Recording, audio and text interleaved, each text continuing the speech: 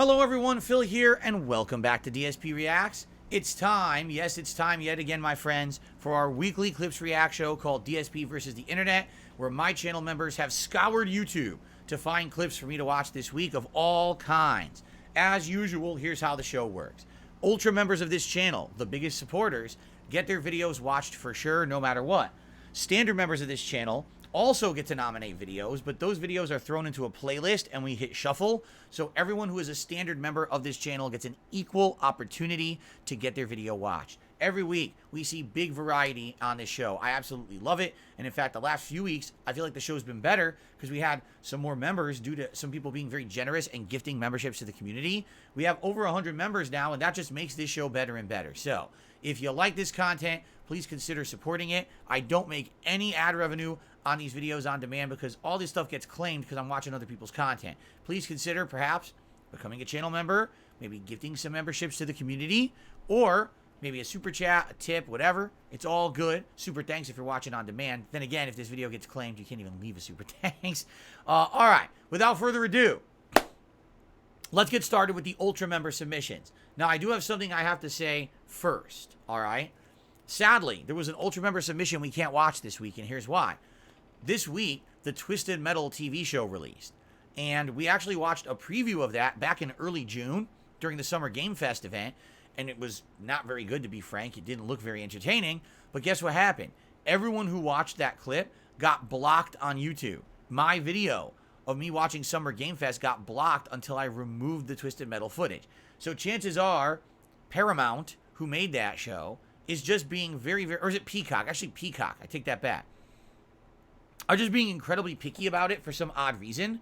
I don't know why, but it's very odd that you can't watch any content of this Twisted Metal show without getting videos blocked. So I wasn't going to chance it. I apologize because there definitely was a Ultra level member who wanted to watch like the trailer, like the full trailer of the show, and we just can't do it.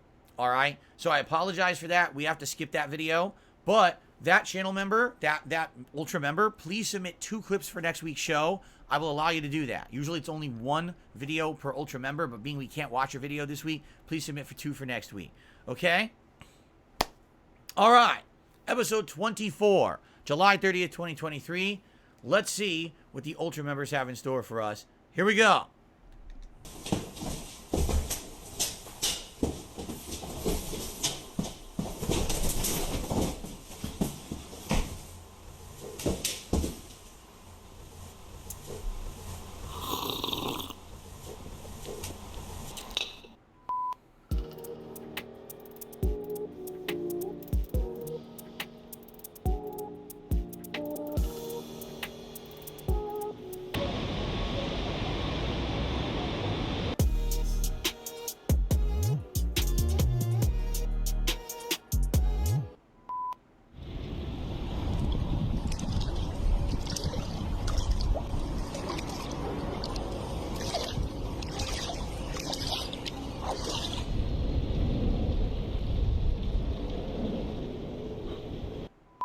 What are you doing when you get away from me, car? I park here first, get away from me, car, when you ever get away. What are you doing? Get up! You ran over me! I didn't f***ing touch you, Myrtle Street, will you ever f*** off, will you? Get up, you sap!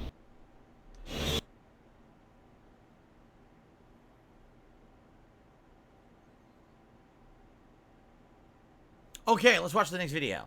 Street food in Singapore, hot snacks. Let's watch some hot snacks. Chapati. Looks like handmade tortillas, freshly made. Yeah, look at that. Dude, this is a really high frame rate video. It's actually weird. The video is oddly high frame rate. It's kind of bugging my eyes out. It's like 40 or 50 frames or something. I wasn't expecting that. I don't know why it's such a weird frame rate. But those are fresh tortillas, as you can see. Very good. My leaderboard border is blocking the tag. Oh, from the bottom of the screen. Okay. No problem. What an interesting stove. It looks like on top of a barrel or something, but it seems to be a functioning stove, right? Okay. So yeah, it is handmade tortillas, as you can see. Of course, I'm sure they're not calling it tortillas. They probably call it different. I don't know what but it's basically a Oh, they're puffing it up, actually. Look what he's doing. Whoa, he's purposefully making it inflate. Look at that. Inflated tortilla. Okay,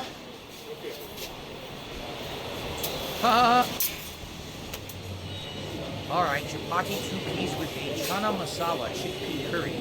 So it's basically just a freshly made piece of a tortilla dough. Similar, like, almost like, yeah, it looks kind of like naan bread or a pita bread, but it's not. It's a little thinner. So it looks like a hybrid between, like, a tortilla and a pita, right? That's what it kind of looks like. You dip it in this sauce and chickpeas. It looks good. Pretty good snack, right? Street food snack. A little messy, you get all over your hand, but it's not bad. I wish I knew it was spicy enough. You can't tell. You can just get some chickpeas in there, some sauce in there. It's not bad. A little messy. Alright, what's next? Oh god, what's this? Oh, look at the churros. Street churros? They look exactly like regular churros, though. Like, they put it out, toss it in, you fry it up, and when it comes out, you put some cinnamon on it, right? Cinnamon sugar, probably.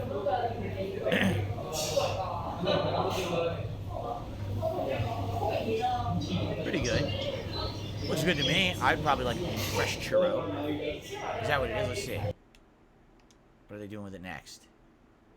Yeah, they're frying it. Yeah, it's a churro. It's basically a churro. Here we go. Yep, and then the cinnamon sugar. Perfect. And they boxed them up. Look at that. A box of churros. Alright. Looks delish. For some reason, my chat is frozen. I don't know why. Hopefully, the chat is working for you guys. It's not working for me. Yeah, 18 pieces for $10. Not bad. Damn, those are actually much bigger than I thought they were. Like, those are really chunky churros, right? They're not small. Those are serious business churros right there. Serious business. Why is she freaking out? It's just a churro. Why are you freaking out? Like, woo! Relax. Alright, what's next? This looks like a crepe. It is a crepe. It's a crepe with an egg on top. Look at that. So they already got the crepe made, but now they're putting an egg layer on the crepe. Okay, what will that be? I have a confession to make. I've never really had a fresh crepe. I can't remember if I ever ate anything with a crepe in it, but I've never had, like, a fresh made crepe in a restaurant or anything like that. So, are you guys saying it's too loud? Should I lower the volume? Alright, I'll lower the volume a little bit. There you go. I lowered the volume of the video a little bit. Ooh, is that ham? Oh, this is a breakfast crepe. This is going to be a breakfast crepe. You got ham, cheese, eggs, all in the crepe, right? Canadian Kirk says a crepe with ice cream and Nutella is delish. I've never had it. Have I had a churro before? I have, but I never like a fresh made one like that. I've had it from places that probably make them in batches, you know? So basically it's an omelet crepe. Yeah, it's exactly what this is. It's a breakfast omelet crepe. It looks good. Yummy. You just eat it like that. Her alarm's going off, man. You scoop it in. Look at that. Whoop. Thumbs up crepes. Crispy crepe with egg, cheese, and ham. Only $3? Wow. The prices over there are pretty reasonable. $3 for like a breakfast crepe. Sounds good. It's huge. It's humongous. Mohammed Wasif. Super prata. What is this? Cheese? What is that? Dough? That's dough, right? Hand dough. Okay. Stretch it out. What are we doing with the dough? Slapping it around. Show who's boss, right? Take that, dough. Pissed off. God damn it. Take it. Damn, he stretched that out real thin. Damn, that's like huge. So what's he doing with that? It's humongous. Fries it.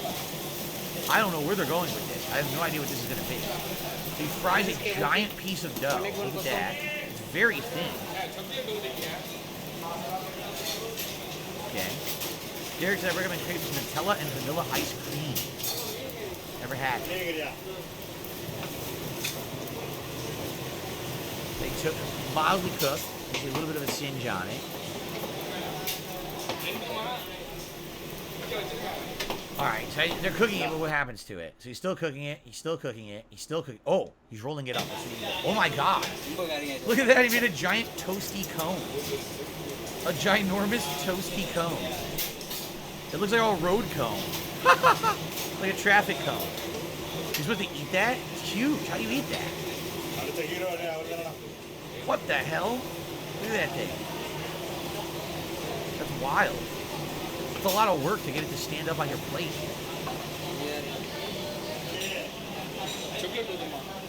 What are you gonna do with this? That's it? Paper prata. It looks like they drizzle like chocolate or something on it. Right? Look at that. How do you eat that? How on earth do you eat that? I have no clue how you would go about eating it without getting it completely covered, right?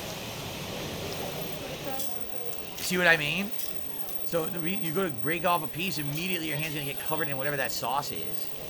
What is it?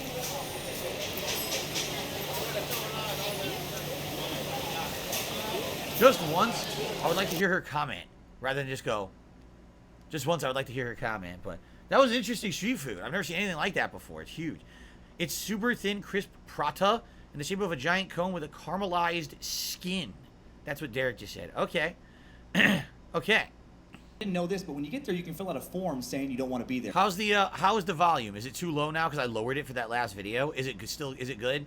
Or do you guys need me to adjust it? Let me know here, because I want you to be able to hear what he's saying, obviously. Oops. Oh, shit.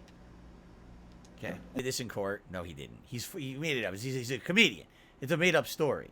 Oh, by the way, I have to skip because it's getting claimed. Now, sadly, we just watched like 2 minutes of it. It's very possible this stream could get shut down now, which sucks ass that would happen. But it is what it is. So I apologize to everyone. If the stream gets shut down, stick around. After 2 minutes, the stream will literally come back up. But in the meantime, we got another retro video of mine from over 12 years ago. Interesting, because now we're heading into my 15-year anniversary celebration. 15 years I've been a YouTuber. And we're watching some older stuff now. So, here we go. The Best Survival Horror Game Part 1. Let's watch some of it. We probably won't watch the whole thing, but let's watch some of it. Hold on, everyone. So, by the way, here's my old Van Dyke beard. Back when it was actually all black hair. As you can see, you can actually see it on my face. Today you can't really because it's all white hairs. But 12 years ago, I had a nice black beard. You can see it fully. I'm DSP, and today we're going to do something a little bit different. I don't usually... I looked bloated back then. I agree. Because back then I was much more heavy. Like, I was probably, like, no exaggeration, 20, 30 pounds heavier back then than I am today. So, that's why. Anything like this, rarely, probably about once a year, I take some time out for my regular video game playthroughs to talk about some of the classics, some of the games that I feel... Yes, I still have that shirt. Although I don't know if it's exactly that one. Because there's a few shirts from back in the day that I had that either I lost or, like, they got damaged and I rebought them because I liked them so much. So very well, this could be... Like, the shirt I have today might actually be, like, another one that I bought over the years. But I do still wear that Resident Evil shirt from time to time. Really the best of their respective genres. And today what we're going to do, excuse me, as I've been kind of teasing all week, is we're going to talk about survival horror. And survival horror, when you think about it, you know, a lot of people say, oh, it's about zombies and it's about being chased down by ghouls or ghosts or whatever, and that is part of it. But there's also the whole survival aspect, the fact that you're in a situation where maybe you have limited resources, maybe you know, there's no way out, and so you really have no idea what's going to happen from moment to moment. You really are just trying to survive from moment to moment. And this genre of game actually was created in the 90s, became extremely popular, and now today, I mean, you have several releases a year that are similar to this. I mean, you have the Silent Hill games, the Resident Evil series. By the way, last week we were talking about the Widow's Peak. Take a look at my hairline here, right? So here you can actually see the Widow's Peak before my hairline kind of receded like a bit. That are just all over the place and super duper popular. So what I want to do is I want to talk about the game in the 90s that started it all. Now, this particular game, it was innovative, it was a trendsetter, it used graphics and technology that at the time were pretty much unheard of. At the same time, it had its limitations. I believe the major gripe about this game was that the control itself wasn't very good, it was a little bit wonky, but that kind of added to the whole mystique of the game and the fact that you're trying to survive and maybe you're not as maneuverable as you would like. We know it what to be. game I'm talking about, right? Everyone knows what But game yeah, I'm This referencing. game, it definitely put the genre on the map. One of the scariest and I think most atmospheric games ever created. Abdullah says, what year was this video? You look better now. This was about 13 years ago. So you're talking, probably 2010. Yeah, about 2010. I still had my office job during this time. I know. So. In my personal opinion, and obviously if you're in the know, you already know about this game. That's right. Everyone knows about the game. Of course, all this dramatic buildup. I'm obviously talking about the smash hit, million selling, Digital Pictures Corpse Killer. I mean, everyone knows about this game. It's just, it was such a great game at the time. And everyone was talking about it. I remember when I was in Corpse high Killer, school, of every day people course. were like, man, Who what didn't did you play do last this? night, man? Man, I went home, I threw my homework aside, I fucking locked myself in my room, and I just played Corpse Killer for about 7.5 hours. I didn't get any fucking sleep. And, Who wouldn't play that Corpse was Killer for pretty much 7.5 common hours place straight? This game, made by Digital Pictures, was one of the first games to use full motion video, meaning the entire game is full motion video. Some other games were toying with it as cutscenes and things like that, but this game felt that the entire game should be full motion video, and that was obviously the way to go, because as you know, today all games are completely full motion video. And so what I want to actually do, before we jump into any gameplay or anything like that, I want to kind of talk about the packaging and do almost like an unboxing. So what I'm going to do is I'm actually going to grab the camera off the tripod. This actually, okay, this probably was, because I'm trying to remember the timeline. The timeline was, I lost my job in either late September, early October, and then I grew the beard, and then I grew out my hair. So this was the time, I definitely had lost my job at this point, because I only started growing the beard once I lost my job. I know that for a fact. So, but this is, as you can see, the hair's not long yet. So this is probably within a month of me losing my job, and I'm trying to grow out my hair, my beard, and everything. That's what I think anyway. Do I still have these games? Yes. Last year I cleaned out my closet. There's a whole series of videos here on this channel of me doing that, and I still have all the Sega CD 32X games. Yep, still have them. Okay. So, I don't know, how much further do you guys want to go? I mean, the joke is already exposed. What it is I basically show the box. I show what's inside the box, which is just not much. All right? I guess we could do, look at this. You see my old Stein? Remember this?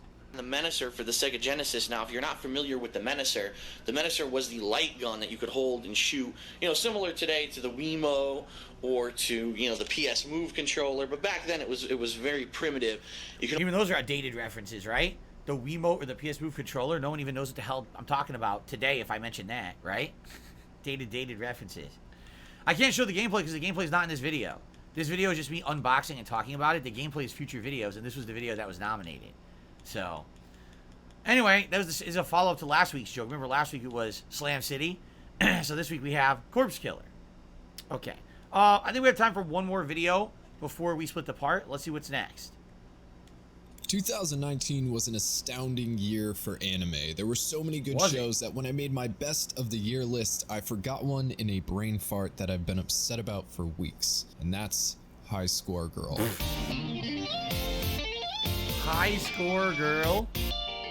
Now, if you were to ask me, I would say that Netflix is extremely hit or miss with their anime exclusives. I loved Knights of Sidonia, Castlevania, and Devilman Crybaby, but others left a sour taste in my mouth for sure. However, High Score Girl isn't just one of my favorite Netflix anime or favorites from 2019. It's one of my all-time favorites. It's a story about youth, love, friendship, and most importantly, video games. It's also a period piece, and honestly, while the main— Wait a minute. Is the whole show about arcade, like, fighting games? Then why is it called High Score Girl? Because no one gives a shit about scores in fighting games. If it literally is an anime about a girl who plays fighting games, then it's completely misnamed because no one who plays fighting games ever cared about scoring.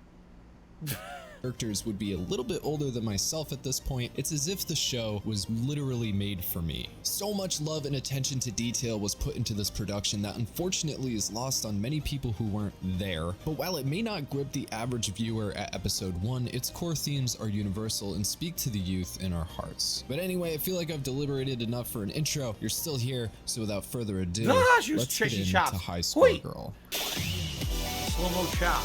How long is this, by the way? Oh, God, it's 15 minutes. All right, we'll watch a little bit of it. Let's, here we go. Is set up. Haruo hates that a girl is exceptional at video games, especially a girl who happened to be rich, popular, kawaii AF, and top in his class. This makes Haruo look like a total douche and could be a reason some people may have turned this show off, but it's important to remember again that this is a period piece. Like, you think sexism is an issue now? In 91, it was so bad it wasn't really even considered a problem. It was just ingrained. Boys played with action figures, girls played with dolls, that was the way it was, and stepping over gender lines was just not really a thing. Arcades too were a very different place at the time. First, they existed, they were actually populated with people, generally weren't chains like Pins or Round One, and had exceptional games coming out all the time. Consoles had just not caught up to the power of arcade cabinets yet, so for cutting edge gaming experiences, the arcade was the place to be. Absolutely. However, they also had a reputation for being a place for delinquents and hoods. They were dark, filled with cigarette smoke, sucked up most of your money, and were a great low-key place to deal drugs. It's also important to mention some elephants that in I the will room. say I never experienced. In all my days of arcades, I really never saw anyone deal drugs. And maybe it's just because I went to good arcades. I didn't go to seedy arcades in bad places. But any arcade that I went to usually was on the up and up and was all about the games and kids. And, you know, they kept crime out of there, which was always very nice. This is an odd semi-3D art style. A lot of people are turned off by 3D anime, and I'm not sure why. I don't see it taking over the medium ever, so when anime happens to be 3D, it doesn't bother me unless it sucks, and this one doesn't at all. It's bright, colorful, and expressive, and I love the way it looks. Final fight. Second, Akira doesn't talk ever. I never felt like it took away from the narrative or diminished her character in any way. In fact, there's a lot of ways this choice could be interpreted. The first is that Haruo is a pubescent boy, a creature that naturally has difficulty grasping the nuances of what a female is. He's also a nerd on top of that, making his issues understanding girls that much worse. However, it could also be a commentary on the gaming scene as a whole, where often women aren't really given a voice. It takes a long time for Haruo and the audience to get a grasp on exactly what it means to be Akira Ono, because she doesn't talk, but that very well may be the point. Anyway, it's cool as that real video games dunks in on there. challenger Splatterhouse after all real challenger, games. Haruo gets more and more annoyed until he challenges her himself and proceeds to get his nuts curb stomped over and over again. Finally getting desperate enough, he challenges her one last time, and in their first bout, he uses a legit real-world technique called guile turtling to beat her. It's a cheap and scummy thing to do in SF2, but what's really astounding is the actual high-res 60 frames per second gameplay footage from an actual Capcom game in an anime. Capcom isn't the only company that allowed for their footage to be used in the anime as well. Many others signed on. Apparently there were legal issues with SNK during the manga's production. Just a little fun fact for you otakus out there. Regardless, Haruo is shamed for being cheap and decides to make up for it by playing one-handed, a move we always called the claw hand where I'm from. Claw Naturally, hand. he gets destroyed, so he resorts to another scumbag technique called throw jank. Again, a real tactic, and he beats her. Now the whole scene is hilarious, with onlookers shaming him and face-palming at his cowardice. It's amplified when the young girl Akira comes around the cab and punches Haruo right in the face for being a giant tool. Now, you see, it's important to note the use of Street Fighter here in the opening scene. This game was a revolution. While there were always competitive and cooperative arcade games, Street Fighter 2 marked the first time two players could truly battle it out with a clear and decisive winner in a fight. There wasn't so much of a score, instead a life bar which drained by your skill and your skill alone. It created a legitimate competitive scene unlike any that had ever been seen before in the video game world, and one that is still massively popular today. The arcade also not that game he's showing so much, but the new one, yes. Another significance that we no longer really experience today, a feeling of community in the gaming world. Haruo is described as being lazy, bad at school, and unattractive. Which is kind of mean, but I didn't write it. However, the arcade was a place he could go to meet people and compete against them, a place where he could publicly shine and make friends. His encounter with Akira eventually turns into just that. As time goes on, instead of seeing her as just a girl, he begins to see her as his rival. Akira is truly amazing at video games. Her technique for alchemizing in Final Fight is next to impossible to pull off in real life, but she not only carries Haruo through the entire game, but she does it on one life and gets the high score. And eventually Haruo begins seeing Akira as not just a girl or a rival, but also as a friend that he respects. So I guess what it is, the appeal of the show is that if you're into old school video games from arcades, the show seriously analyzes the games, right? So like I said, it shows, here's a technique you use in Street Fighter 2 to win that's kind of cheat. and it'll analyze the technique and show how he uses it to beat her. Here's how you can optimize your gameplay in Final Fight, and here's how you can actually legitimately beat the game on one life, right? So it's a hybrid of talking about classic games from arcades from back in the day, but also employing it in a anime plotline. That's kind of interesting. I still don't understand the high score girl name, because half the games she's playing aren't about, like, Final Fight isn't about the score. Street Fighter isn't about the score. I feel like they wanted a catchy name, so they just threw that name at it, but then the name doesn't really fit the subject matter. You know what I'm saying? Like, it doesn't feel like it fits at all. So, I don't know. Anyway, seems interesting. Maybe something that I would check out someday. Seems like an interesting anime. I don't want to watch the whole thing here. It's probably going to spoil the whole series, but, interesting. People had talked about this for a couple of years now on my streams and wanted me to like look into it, and I appreciate someone posting this up as an ultra member for me to look at. Thanks a lot. All right, so that is it for part 1 of DSP versus the Internet, episode 24. I hope you guys have enjoyed so far. Thanks for watching. I'll be back shortly with more. Thank you so much, and see you then.